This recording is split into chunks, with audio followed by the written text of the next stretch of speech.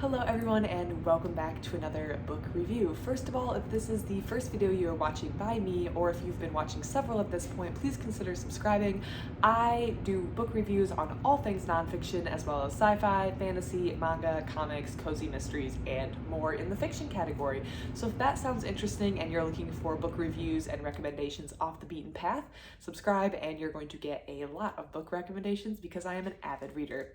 So let's dive into today's book, and that is Japan Journeys by Andreas Marks. This book is about woodblock prints of cultural sites in Japan, which is the subtitle, and this was spurred by a love of Japanese woodblock printing that I experienced when I took an art appreciation class in college. My art appreciation class was woefully thin in the Asian art department, which it all lumped together, and we had about one chapter maybe in that, and I feel like that was very inadequate to describe a very massive region of the world, and there's a lot more to uncover in this art that I really enjoyed. I remember really enjoying the woodblock printing that we did get to look at and appreciate in class. I say appreciate because I'm not sure what else we were doing in that class, appreciating it, I guess. And I wanted to learn more. So when I was at my library a week ago at this point, I realized that they have books on Japanese woodblock printing. I guess I shouldn't be surprised, it's a pretty big library, and I got a couple out to enjoy. The other one was on Yoshitoshi, 100 Aspects of the Moon, so if you're looking for a review specifically of that artist or that series, or you want a focused book that is specifically about one artist and one series of woodblock printings, I would recommend that book. The review is on my channel, so go check it out, and if it's not at this point, it will be up soon. So there's that book if you're looking for something a little bit more focused. This book I also checked out, but this one is more of an overview. So as advertised, it is woodblock prints of cultural sites in Japan. So there was a lot of tourism, domestic tourism, sightseeing that was going on in Japan, and woodblock printings were a really easy way to get souvenirs. Artists would create these and sell these, so they were mass produced, and people could have a little souvenir that was from the place they had visited. Kind of like getting a mug or a t-shirt today is what I kind of liken it. You go to see the Grand Canyon, you get your Grand Canyon mug. I definitely have a mug from Niagara Falls that I picked up because that's what you do when you're sightseeing. So my understanding is woodblock printings were this touristy way of saying, hey, this is where I was, or it could function like a postcard. Hey, this is where I was. Here's a picture of something interesting. I do feel like it also falls in the postcard category, but I'm not an art historian or an art critic, so take everything I'm saying with a grain of salt. This book is broken up by section, and it's a mix of text and woodblock printing. So let me find chapter 1. It's broken up by section in Japan, or sightseeing phenomena in Japan. So as we can see, chapter 1 is all Tokyo, and we have a little bit of text. As you go along, you will see there is text to accompany both some cultural explanations or some history behind what you're seeing, and then specific information regarding the woodblock printing. And this is how the entire book is set up. So you're looking at very focused pictures. Focused as in they're curated for the topic that the chapter is on. What you're not getting is it broken down by artists. So what you're seeing is a wide variety of artists over a wide variety of time.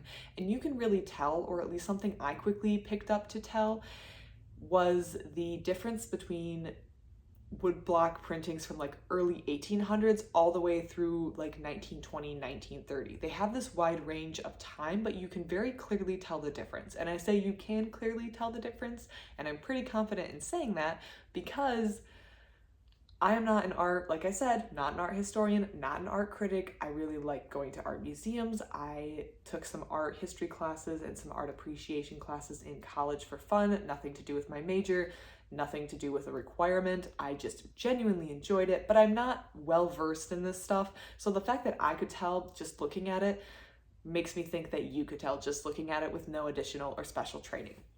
I personally felt myself more gravitating towards things that were printed in the 1920s and 1930s, just a personal preference, or those were the ones that were my favorite, but they were all really enjoyable to look at. And I think you should spend some time looking at each one of these paintings, or woodblock prints. Something else that we covered in my art appreciation course, and the power of this statement is kind of diluted by the fact that I don't remember the exact unit of time, is that when people go to an art museum or look at a piece of art, they usually spend only a few seconds looking at it. I don't remember if it was 10 seconds, if it was 7 seconds, if it was 15 seconds. So that statement is kind of weakened by me not remembering the time. But I remember my professor saying that they only look at it for a certain, very small amount of time. And something we really worked on in that course was looking at a piece of art for an extended period of time. And when you look at a piece of art for longer, you draw more out of it. At least that's been my experience. So that's a mistake you should not make when reading this book, is just flipping through it very quickly. Obviously, you'll enjoy it if you flip through it quickly. I think the paintings are really, or the woodblock prints are very pretty, and there's a lot of interesting information. It's very inspirational, makes me want to go buy a ticket to Japan right now. But you're not going to get the full extent unless you take the time to actually look at the woodblock prints themselves and really engross yourself in them and enjoy them.